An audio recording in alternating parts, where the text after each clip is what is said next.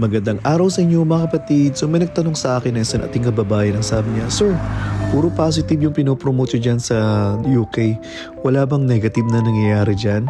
Alam mo mga kapatid, itong video na to ay bagay na bagay sa'yo dahil napakasakit ng ngipin ko ngayon. Alam ba ninyo mga kapatid na napakamahal magpa-dentista dito sa UK? Yung binayaran ko ngayon mga kapatid sa UK ay inabot ng £250. Ang binayaran ko dyan yung x-ray, consultation, saka extraction ng ngipin ko. Simula pa ng Biyernes na masakit kaso hindi nila mabunot. Mag-aantay pa ako nung Lunes, Sabado at Linggo. Hindi katulad sa Pilipinas na anytime may pwede ka magpabunot.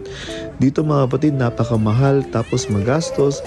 At saka kung mag-NHS ka mga kapatid napakatagal. Kaya nag-private na ako ng dentista kasi hindi ko na maantay. At ang sakit na ng ngipin ko. Kaya nga mga kapatid kapag umuwi kami ng Pilipinas ay talagang